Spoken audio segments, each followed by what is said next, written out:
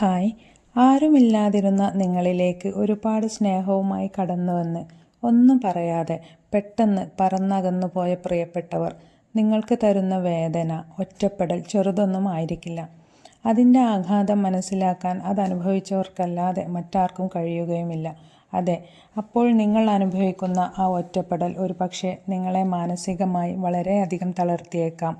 ഭക്ഷണവും വെള്ളവും ഉപേക്ഷിച്ച് ഒരു രോഗിയായി തീർന്നേക്കാം. മറ്റുള്ള ആളുകളോട് മിണ്ടാനോ പറയാനോ ആകാതെ ഒരു മൗനിയായി തീർന്നേക്കാം. ചുറ്റും ഒരു 100,000 ആൾക്കൂട്ടങ്ങളും ആരവങ്ങളും ഉണ്ടായിട്ടും തീർത്തും നിങ്ങൾ ഏകാന്തരായേക്കാം. ഒറ്റപ്പെട്ടവരാകാൻ ഒറ്റയ്ക്ക് ഒരു വീട്ടിൽ താമസിക്കണം എന്നൊന്നുമില്ല. ഒറ്റയ്ക്ക് കാര്യങ്ങൾ ചെയ്യണം എന്നുമില്ല. മനസ്സിൽ ഓർക്കുക പോലും ചെയ്യാത്ത ചതിയുടെ, വഞ്ചനയുടെ വേദന ഉണ്ടായാൽ മാത്രം മതി. ജീവിതത്തിൽ ഇങ്ങനെ ഒറ്റപ്പെട്ടു പോയ ഒരാൾ അതിൽ നിന്നും മോചിതനാവാൻ എന്ത് ചെയ്യണം? നമുക്ക് നോക്കാം.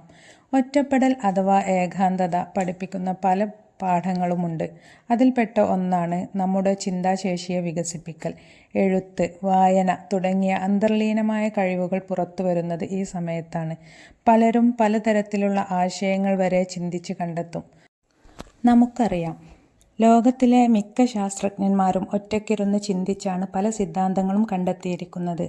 ഏകാന്തത ആത്മസാക്ഷാത്കാരത്തിലേക്കുള്ള ഏറ്റവും നല്ല വഴിയാണ്.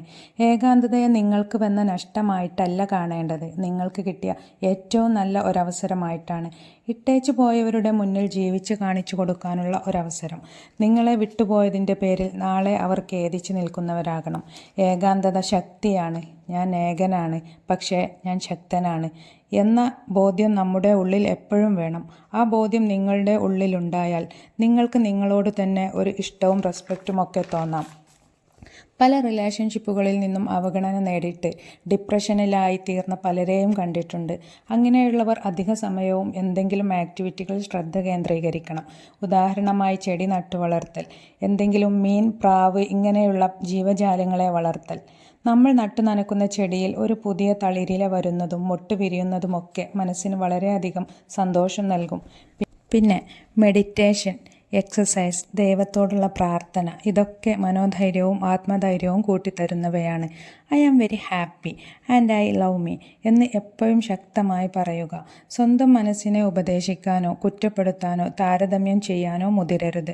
എപ്പോഴും പോസിറ്റീവ് ചിന്തകളിലൂടെ മാത്രം മനസ്സിനെ കൊണ്ടുപോവുക.